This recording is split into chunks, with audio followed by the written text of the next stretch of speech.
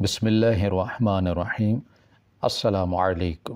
میں لڑکا تھا اور میں بہت پڑھا لکھا تھا، پر نوکری نہ ملنے کی وجہ سے خواجہ سرا بن کر شادیوں پر ناچا کرتا تھا۔ جب میری ملاقات ایک لڑکی سے ہوئی، امیر باپ کی اولاد تھی، مجھ سے بولی کہ میں جانتی ہوں کہ تم پیسوں کے لیے یہ سب کر رہی ہو، میں تمہیں اپنے آفس میں نوکری دوں گی اگر تم لڑکی بن کے میرے منگیتر سے بات کرو۔ میں فوراً مان گیا، بھلا اس میں کیا مشکل تھا۔ جب وہ لڑکی مسکرانے لگی، ابھی ایک ہی دن بات کی تھی جب میری بہن گھر سے غائب ہو گئی۔ میں اسے ڈھونڈ بھی نہیں پایا تھا کہ میری دوسری بہن بھی غائب ہوگی، لیکن جب تیسرا دن آیا تو میں ڈر گیا اور واپس اس لڑکی کے پاس گیا۔ یقیناً وہ جانتی تھی کہ میری بہنیں کہاں پر ہیں، پر وہاں قدم رکھتے ہی دل بند ہونے لگا، کیونکہ اندر کبھی کبھی انسان ایسے کام کرنے پر مجبور ہو جاتا ہے جس کے بارے میں اس نے کبھی سوچا بھی نہیں ہوتا ہے، اسے ایک دن یہ سب کرنا پڑے گا۔ میں اپنے وجود کو دیکھ رہا تھا اور سوچ رہا تھا کہ میں یہ سب کیا کر رہا ہوں۔ یہ سب تو مردوں کے کرنے کے کام نہیں تھے، بے شک یہ کام عورتیں ہی کرتی ہوئی اچھی لگتی ہیں، پر آپ خود سوچیں کہ ایک مرد کب اتنا مجبور ہو سکتا ہے کہ وہ اپنی جبلت سے ہی پلٹ جائے۔ ظاہر ہے بہت مجبور ہوا ہوگا،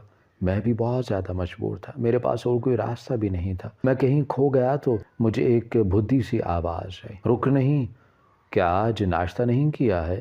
قدموں کی رفتار ڈھیلی کیوں پڑ گئی ہے؟ پیسے چاہیے کہ نہیں؟ میں اپنے خیالوں سے باہر آ گیا۔ میرا نام طیب ہے، میں 7 بہنوں کا اکلوتا بھائی تھا۔ میرے بابا کو ہمیشہ سے ہی بیٹا چاہیے تھا، لیکن بیٹا پیدا کرنے کی خواہش میں انہوں نے 7 بیٹیاں پیدا کر دیں، اور جب میں اس دنیا میں آیا اس کے 2 مہینے پہلے ہی وہ اس دنیا سے جا چکے تھے اور میری شکل بھی نہیں دیکھ سکے۔ ہم نے بہت ہی تنگی میں دن گزارے۔ میری ماں، میری بہنیں چھوٹی چھوٹی عمروں میں لوگوں کے گھروں میں کام کیا کرتی تھی اور ہمارے ہاں کھانے کو بھی کچھ نہیں ہوتا تھا۔ جب میں 12 یا 13 سال کا ہوا تو میں نے یہ محسوس کیا کہ میں بے شک ایک مرد ہی تھا، لیکن اتنی ساری بہنوں کے ساتھ رہنے کی وجہ سے میری حرکتوں میں تھوڑی سی لچک آ گئی تھی۔ مجھے عورتوں کے سب معاملات کے بارے میں پتا تھا کہ کس طرح کے کپڑے پہنتے ہیں، مجھے میک اپ کرنا بھی آتا تھا، کیونکہ میرے پاس اور کوئی آپشن ہی نہیں رہا، بس گھر اور میں کبھی کبھی باہر جا کر کھیلتا بھی نہیں تھا۔ میری ماں مجھے اجازت بھی نہیں دیتی تھی اور خود بھی مجھے کوئی شوق نہیں تھا۔ میری کسی کے ساتھ دوستی نہیں تھی۔ میں بہت زیادہ خوبصورت تھا، میری رنگت بالکل صاف تھی، میری آنکھیں سبز رنگ کی تھیں اور میرے ہاتھ پاؤں بھی بہت زیادہ نرم تھے۔ اگر میں کبھی کسی عورت کی طرح میک اپ کرتا اور کپڑے پہنتا تو بے شک عورت ہی لگتا۔ میں چھوٹے موٹے کام کرتا تھا، کبھی کسی دکان کا سامان اٹھا دیا، کبھی کوئی ٹرک انلوڈ کر دیا، لیکن اس طرح سے مجھے اتنے پیسے نہیں ملتے تھے جتنی میری ضرورت تھی۔ میری ایک بہن لوگوں کے گھر میں کام کر کے بیمار رہنے لگی اور اب چارپائی پر پڑ گئی تھی۔ ہمیں اس کی بہت فکر تھی، پتہ نہیں چلتا تھا کہ اس کو کیا بیماری ہے، لیکن وہ چارپائی سے اٹھ بھی نہیں پاتی تھی۔ باقی بہنیں بھی ڈرتی تھیں کہ ہمارا بھی یہی حال ہوگا۔ جب بڑی بہن کے ساتھ بھی یہی ہوا تو ہمارے ساتھ بھی یہی ہوگا۔ وہ کہتی تھی کہ ہمارے باپ نے اچھا نہیں کیا، اس سے تو اچھا تھا کہ وہ ہمیں پیدا ہی نہ کرتے، ہم اس دنیا میں نہیں آتے۔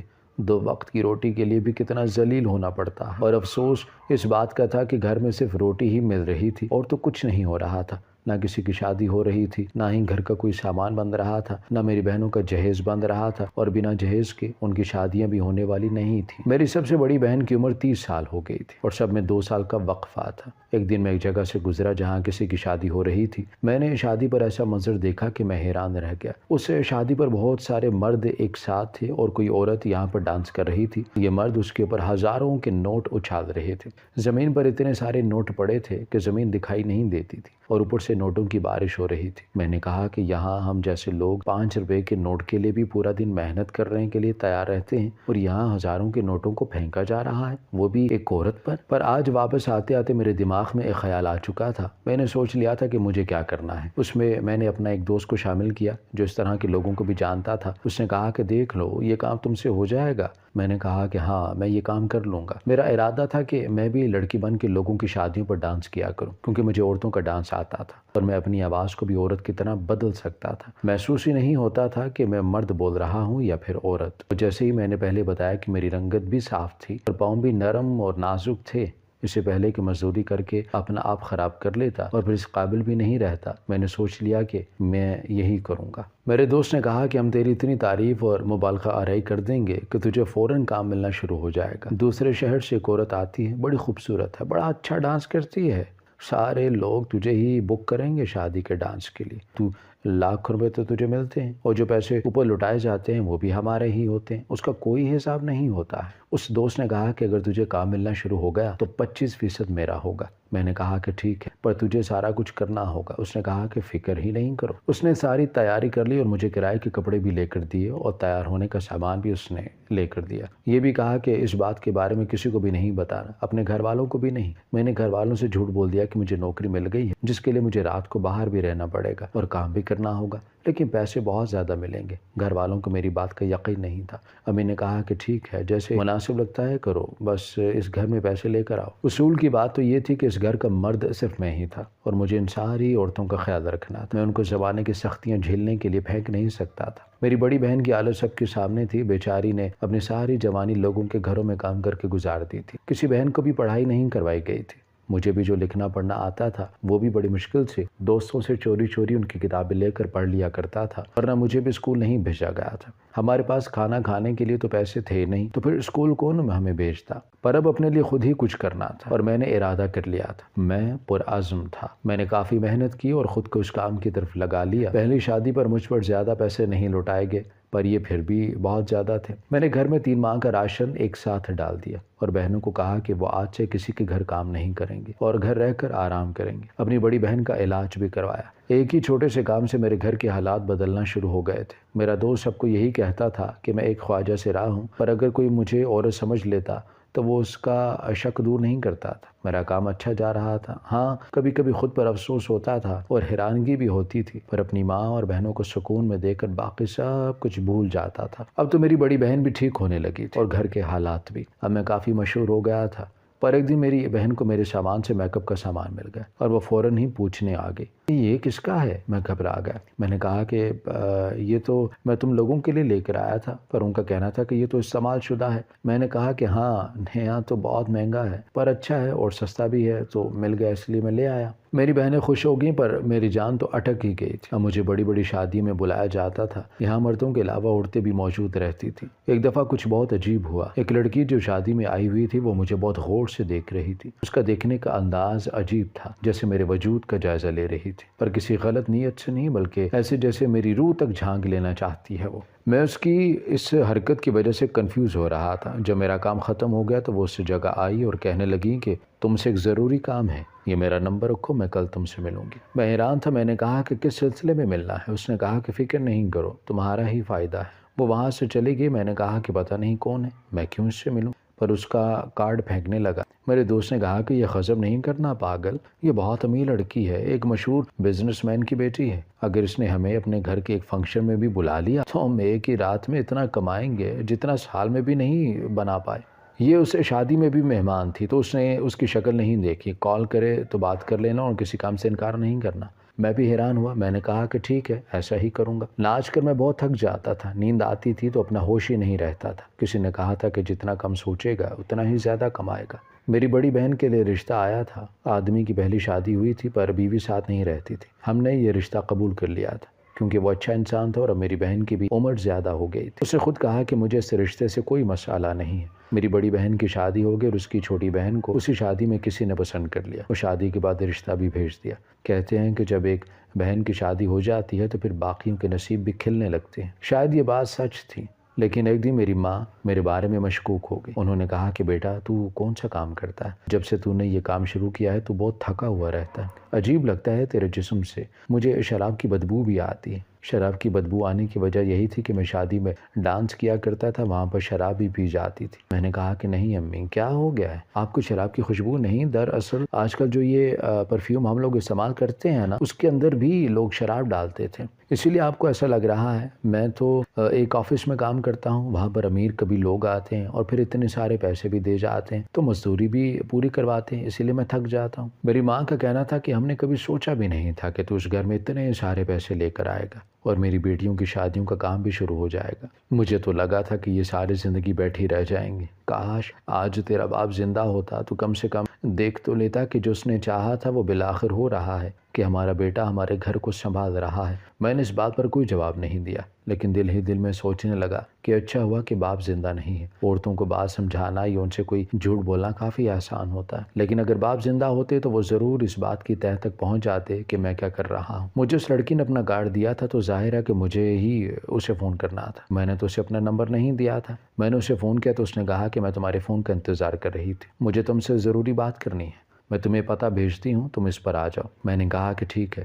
جب میں اس پتے پر گیا تو ظاہر ہے کہ میں اپنے اصل روپ میں نہیں جانا چاہتا تھا۔ اس نے مجھے لڑکی کے روپ میں دیکھا تھا تو میں اسی روپ میں گیا، تو میں لڑکی کی طرح ہی تیار ہو کر وہاں پر گیا تھا۔ ایک بہت بڑا آفس تھا جس کے چھوٹے سے کمرے میں وہ بیٹھی تھی۔ مجھے بھی یہاں پر بلا لیا گیا۔ اس نے مجھے دیکھا اور کہا کہ آج تمہیں یہ سب کرنے کی ضرورت نہیں تھی۔ میں نے کہا کہ کیا مطلب؟ اس نے کہا کہ مجھے پتا ہے کہ تم کوئی خواجہ سرا یا لڑکی نہیں بلکہ ایک مرد ہو۔ میرا نام سونیا ہے، یہ میرے باپ کا آفس ہے، میں بہت زیادہ امیر ہوں اور تمہاری طرح کے لوگوں کی مدد کرتی رہتی ہوں۔ مجھے پتا ہے کہ تم یہ سب مجبوری میں کر رہے ہو۔ میں نے فوراً ہی اپنی آواز بدل لی اور وہ بھی حیران نظر نہیں آئی۔ میں نے کہا کہ ہاں، لیکن تمہیں کیسے پتا چلا؟ اس نے کہا کہ میں نے دنیا دیکھی ہے۔ میں نے کہا پر تمہاری اتنی عمر نہیں لگتی، تو وہ ہنسنے لگی اور اس نے کہا کہ عمر کے ساتھ عقل اور فہم کا کیا تعلق ہوتا ہے؟ کچھ لوگ تو ساری زندگی گزارنے کے بعد بھی بے وقوف ہی رہتے ہیں، لیکن کچھ لوگ 16 یا 17 سال کی عمر میں اتنے سمجھدار ہو جاتے ہیں کہ دنیا ان کی سمجھداری کی گواہی دیتی ہے۔ تم بھی تو سمجھدار ہو، تم نے یہ راستہ اختیار کیا، کیوں؟ کیونکہ تمہیں پتا تھا کہ تمہارے اندر یہ قابلیت ہے اور تم کو اتنے پیسے یہاں سے مل سکتے ہیں، اتنے کسی اور کام سے نہیں ملتے۔ تم نے وقت کی مناسبت کو سمجھا اور جو صحیح تھا وہ کیا، لیکن تمہیں دوبارہ یہ نہیں کرنا ہوگا۔ میں تمہیں اپنے آفس میں جاب دوں گی، اسی آفس میں تمہاری نوکری ہوگی اور جتنے پیسے تم شادی میں خود کو ذلیل کروا کر کماتے ہو، اس سے کہیں زیادہ پیسے تمہیں بطور تنخواہ دی جائے گی، جس سے تمہاری عزت بھی ہوگی اور تمہیں اپنا روپ بھی بدلنا نہیں پڑے گا۔ میں نے کہا کہ آپ یہ سب کیوں کریں گے؟ اس نے کہا کہ کاش میں کہہ سکتی کہ میں یہ سب تمہاری مدد کرنے کے لیے کر رہی ہوں، لیکن اس کے اندر ایک اور بات بھی ہے کہ تمہیں میری مدد کرنا ہوگی اور میرا ایک مسئلہ حل کروانا ہوگا۔ میں نے کہا کہ کیا مسئلہ ہے؟ اس نے کہا کہ میں ایک لڑکے سے میسج پر بات کرتی تھی اور وہ مجھ سے محبت کر بیٹھا، لیکن اب اس سے اپنی جان چھڑوانا چاہتی ہوں۔ میں نے کبھی بھی اسے اپنی آواز نہیں بھیجی ہے۔ میں چاہتی ہوں کہ تم ایک لڑکی بن کے، یعنی کہ میں بن کے اس سے بات کرو۔ میں نے اسے اپنا نام بھی کچھ اور بتایا ہوا ہے اور یہ بھی نہیں بتایا کہ میں کس باپ کی بیٹی ہوں۔ تم بس کسی طرح اس سے تھوڑی بہت بات کیا کرو اور اس کے بعد میری جان چھڑوا دو تو تمہیں اس آفس میں نوکری دے دوں گی۔ ظاہر ہے میں بھی ان چیزوں کو سمجھتا تھا، وہ لڑکیاں شاید ایسی ہی ہوتی تھیں، جب ان کا دل بھر جاتا ہے تو یہ لڑکوں کو اسی طرح سے اپنی زندگی سے نکال دیا کرتی تھیں۔ لیکن جب میں اس کام کے بدلے میں اچھی اور عزت کی نوکری مل رہی تھی تو میں انکار کیوں کرتا؟ میں نے کہا کہ ٹھیک ہے، میں یہ کام ضرور کرنے کے لیے تیار ہوں، تمہارے لیے کام کر دوں گا۔ اس نے مجھے تھوڑا بہت بتایا کہ وہ کس قسم کا انسان ہے اور کس موضوعات پر ہماری پہلے بات ہوتی رہی ہے۔ وہ مجھ سے شادی کرنا چاہتا ہے لیکن میں اس سے شادی نہیں کرنا چاہتی۔ سونیا نے مجھے فون بھی دیا اور کہا کہ اسی سے اس سے بات کرنا اور 1 مہینے کے اندر اندر یہ معاملہ ختم کروا دینا۔ اس کو اس طرح کر دینا کہ وہ میری شکل دیکھنا بھی پسند نہ کرے اور میری زندگی سے ہمیشہ کے لیے چلا جائے۔ اس نے اسی فون میں شاید وہ نمبر بھی ڈال دیا تھا جس سے وہ اس سے پہلے بات کر رہی تھی۔ میں نے کہا کہ مجھے نوکری کب ملے گی؟ اس نے کہا کہ جیسے ہی تمہارا یہ کام ختم ہو جائے گا اگلے دن تم نوکری کے لیے آ جانا اور تب تک اگر تمہارے کام کو نقصان ہوتا ہے تو تم کچھ پیسے لے جاؤ۔ اس نے مجھے 2-3 لاکھ روپے بھی دے دیے۔ 1 مہینے کے 2-3 لاکھ دیکھے تو میں حیران رہ گیا۔ میں نے کہا کہ ٹھیک ہے، میں یہ کام ضرور کروں گا۔ مجھے بھلا کیا مسئلہ ہو سکتا تھا؟ میں نے یہ پیسے سنبھال کر رکھ دیے اور اپنے دوست کو کہہ دیا کہ 1 مہینے تک میرے لیے کوئی بھی کام نہیں لے، میں بہت زیادہ مصروف ہوں۔ میں نے کہا کہ ٹھیک ہے، ویسے بھی ابھی شادی سیزن نہیں ہے۔ اس لڑکی نے مجھے بہت تفصیل بتائی اور اس نے کہا کہ تم نے اس لڑکے کو خود نفرت کروا دینی ہے، اتنی نفرت کہ وہ میرا نام بھی نہ لے۔ میں نے کہا کہ ٹھیک ہے، ویسے بھی مردوں میں عورتوں سے زیادہ عقل ہوتی ہے اور مرد کو پتہ ہوتا ہے کہ دوسرے مرد کی دکھتی رگ کیا ہے۔ میں نے سوچ لیا تھا کہ یہ کام تو میں جلدی ہی کر دوں گا۔ اس نے کہا کہ جیسے ہی تمہارا کام ہو جائے گا تمہیں نوکری مل جائے گی، تم اگلے دن نوکری پر آ جانا میرے ساتھ۔ اس سے اچھا معاملہ اور کیا ہو سکتا تھا؟ کہ میں ساری زندگی شادی پر ناچتا ہی رہتا؟ مجھے یہ سب کچھ اچھا تو نہیں لگتا تھا، گھر والوں سے بھی جھوٹ بولنا پڑتا تھا، یہ کام بھی اچھا نہیں تھا اور پھر اپنی پہچان چھپا کر یہ سب کچھ کرنا بہت عجیب لگتا تھا۔ ایسا لگتا تھا کہ میری عزت نفس اندر سے چیخیں مار رہی ہے اور کہہ رہی ہے کہ اس طرح نہیں کرو۔ میں نے اللہ کا شکر ادا کیا اور رات کو ہی نمبر پر رابطہ شروع کر دیا۔ جہاں سے اس لڑکی نے بات چھوڑی تھی وہیں سے میں نے بات شروع کی تھی۔ اس شخص سے بات کرنے کے بعد مجھے ایسا لگ رہا تھا کہ جیسے یہ بہت ہی زیادہ غصے والا ہے اور کوئی بہت ہی امیر آدمی ہے۔ ظاہر ہے یہ عورت بھی تو بہت امیر تھی تو اس کا تعلق بھی کسی امیر آدمی سے ہی ہوگا۔ میں نے اپنے طریقے سے اس معاملے کو سلجھانا شروع کر دیا۔ اب میں پوری رات اس شخص سے بات کرتا رہا، ہمارا جھگڑا بھی ہو گیا، لڑائی بھی ہو گئی۔ میں بہت عجیب طریقے سے سب کچھ سنبھال رہا تھا، لیکن سچ کہوں تو مردوں کے ساتھ عورت بن کے بات کرنا آسان نہیں تھا، کیونکہ میں بھی ایک لڑکی سے محبت کرتا تھا اور اسے فون پر بات کیا کرتا تھا۔ وہ بھی اسی طرح کی حرکتیں کیا کرتی تھی اور مجھ سے اپنی جان چھڑوانا چاہتی تھی، لیکن مجھے اس وقت یہ سب کچھ سمجھ نہیں آتا تھا۔ لیکن آج مجھے وہ سارا تجربہ کام آ گیا تھا۔ میں وہی بات اس لڑکی کو کر رہا تھا جو اس لڑکی نے مجھے کہی تھی۔ اس نے تو مجھے اس لیے چھوڑ دیا تھا کیونکہ میرے پاس کچھ تھا ہی نہیں، میں غریب انسان تھا۔ لیکن یہاں پر میں نے موضوع ایسا بنا دیا کہ میری زندگی میں کوئی اور آدمی آ چکا ہے۔ ہماری اسی طرح بات ہوئی اور صبح میری آنکھ کھلی تو مجھے بار بار کہہ رہا تھا کہ تم مجھے جانتی نہیں ہو، میں کون ہوں اور کیا کروں گا۔ پر مجھے سونیا نے کہا تھا کہ اس طرح کی دھمکیاں دے تو بالکل نہ ڈرنا، کچھ بھی نہیں کر سکتا، ایسے ہی باتیں کرتا رہتا ہے۔ صبح ہوئی تو ہمارے گھر میں شور مچا ہوا تھا۔ میری ماں فوراً میرے کمرے میں آئی اور اس نے کہا کہ تیری ایک بہن گھر پر نہیں ہے، پتہ نہیں کہاں چلی گئی ہے، لگتا ہے بھاگ گئی ہے۔ میں نے امی کو کہا کہ توبہ کریں، وہ کہاں بھاگ کر جائے گی، کیا ہو گیا ہے آپ کو؟ گھر میں ہی ہوگی۔ ہم نے اسے بہت تلاش کیا لیکن وہ گھر میں نہیں تھی، فون تو اس کے پاس نہیں تھا۔ محلے والوں سے پوچھنے چلا گیا، انہوں نے کہا کہ ہم نے بھی اسے آتے جاتے ہوئے نہیں دیکھا۔ میری ماں بڑی پریشان ہوگی، اس کے دوستوں کے گھر فون کرنے لگے، پر صبح صبح کون کسی کے گھر جاتا ہے، کوئی نہ کوئی بات ضرور تھی۔ یہ تو بڑا مسئلہ بن گیا۔ میں بہت زیادہ پریشان ہو گیا، میری بہن کہاں جا سکتی تھی؟ جس طرح سے وہ گھر سے اچانک سے غائب ہو گئی تھی اور کسی نے اس کو جاتے ہوئے بھی نہیں دیکھا تھا، اس نے ہمیں کوئی بات نہیں بتائی تھی۔ اسے تو ایسا ہی لگ رہا تھا کہ شاید کسی کے ساتھ بھاگ گئی ہے، لیکن وہ ایسی بالکل بھی نہیں تھی اور اس کے لیے رشتہ بھی پکا ہو گیا تھا۔ پر اسے یہ سب کچھ کرنے کی کیا ضرورت تھی؟ اس نے کہا تھا کہ مجھے کوئی مسئلہ نہیں ہے، ہم نے اس کی مرضی سے پوچھ کر ہی تو ہاں کی تھی، پر اب وہ اچانک ہی غائب ہو گئی تھی۔ میں دن بھر اس کی تلاش کرتا رہا اور ساتھ ساتھ اس فیروز نامی بندے سے بھی بات کرتا رہا۔ اس کا نام فیروز تھا کیونکہ یہ بار بار مجھے میسج کر رہا تھا، مجھے تنگ کر رہا تھا۔ مجھے یہ کام بھی کرنا تھا اور اپنی بہن کو تلاش بھی کرنا تھا۔ میری ماں کی حالت بہت عجیب ہو گئی تھی، مجھے سمجھ نہیں آ رہا تھا کہ میں کیا کروں، کہاں تلاش کروں۔ اپنے دوستوں کو بھی کہا کہ محلے میں بھی یہ بات پھیلنے لگی کیونکہ ہم لوگوں سے پوچھ رہے تھے، محلے والوں کو باتیں کرنے کا موقع مل گیا تھا۔ لیکن ہمارے گھر میں اتنا بڑا مسئلہ ہوا تھا، میری ماں نے صبح سے نہ کچھ کھایا نہ کچھ پیا تھا، مسلسل روتی جا رہی تھی۔ میری بڑی بہن کی جس گھر میں شادی ہوئی تھی، میری کوشش تھی کہ اس کے گھر میں یہ بات نہ پہنچ پائے۔ ہمیں فکر لگی ہوئی تھی، نہیں تو وہ میری آپ ہی کو تانے دیتے کہ تمہاری بہن گھر سے بھاگ گئی ہے۔ وہ بھی بہانہ بنا کر گھر آ گئی تھی، امی کو تسلی دے رہی تھی، نہ گھر میں کوئی کھانا کھا رہا تھا نہ کوئی ایک جگہ سے ہل رہا تھا، سارے بس میری بہن کے واپس آ جانے کی دعا کر رہے تھے۔ لیکن شام سے رات ہوگی اور اس کا کوئی اتا پتہ نہیں چلا۔ میری امی کو بڑی مشکل سے کھانا کھلایا اور نیند کی دوائی دے کر سلا دیا۔ ہم سارے پریشان بیٹھے تھے۔ وہ مجھے بار بار میسج کر رہا تھا کہ میری بہن نے کہا کہ تم فون میں لگے ہوئے ہو، یہاں اتنا بڑا مسئلہ بن گیا۔ میں نے کہا کہ میں اپنی بہن کو تلاش کرنے کے حوالے سے ہی کسی سے بات کر رہا ہوں، رات کو پھر اس آدمی سے بات کرنی تھی کیونکہ وہ تو جان ہی نہیں چھوڑ رہا تھا۔ شاید اسی طرح سونیا کو بھی تنگ کرتا تھا، تبھی وہ کچھ ایسا کرنے پر مجبور ہوئی تھی۔ آج میں نے بات کی اور جلدی جلدی ختم کرنے کی کوشش کی اور مزید غصہ کیا اور کہا کہ نکل جاؤ میری زندگی سے، اس میں کوئی اور آ گیا ہے۔ میں اپنی بہن کے لیے ہی پریشان تھا، ساری رات جاگتا، ابھی اسے ہی تلاش نہیں کر پایا تھا، اس کی کوئی خبر ہی نہیں مل پائی تھی جب دوسری بہن بھی گھر سے غائب ہو گئی۔ میرے تو قدموں تلے سے زمین نکل رہی تھی کہ ہو کیا رہا تھا۔ میرے دماغ میں ایک بات آئی کہ جب سے اس آدمی سے بات کر رہا ہوں یہ حادثے ہو رہے ہیں، دونوں بہنیں گھر سے نہیں بھاگ سکتی تھی، ایک ساتھ دونوں بہنوں کا گھر سے بھاگنے کا پلان نہیں بن سکتا تھا اور ان کی زندگی میں کوئی نہیں ہو سکتا تھا۔ یہ بات اب ہضم نہیں ہو رہی تھی اور عقل کے دائرے سے باہر جا رہی تھی۔ کوئی نہ کوئی مسئلہ تھا، میں سونیا کے پاس جانا چاہتا تھا، اسے بتانے کے لیے میرے ساتھ یہ سب کچھ ہو رہا ہے۔ جب میں وہاں پر گیا، سامنے کا منظر دیکھ کر حیران رہ گیا۔ اس نے مجھے دیکھا تو اپنے باپ کے سامنے مجھے پہچاننے سے انکار کر دیا اور کہا کہ پتہ نہیں کون ہے، اس کو نہیں جانتی، یہاں تک بھی کہہ دیا کہ اس کو باہر نکال دو۔ لیکن اس کے بعد اس نے مجھے کال کی، اس نے کہا کہ کیا مسئلہ ہے، میرے باپ کے سامنے آنے کی کیا ضرورت تھی۔ وہ مجھے ملنے کے لیے آئی اور میں نے اسے یہ سب کچھ بتا دیا۔ اس نے کہا کہ میرا مسئلہ نہیں ہے، اس بات سے میرا کیا تعلق ہو سکتا ہے، تم نے کام کر دیا۔ میں نے کہا کہ کام کر دیا۔ اس نے غصے میں بلاک کر دیا، وہ تمہاری زندگی میں کبھی نہیں آئے گا، ٹھیک ہے اپنے پیسے لے لو اور کل سے نوکری پہ آ جانا۔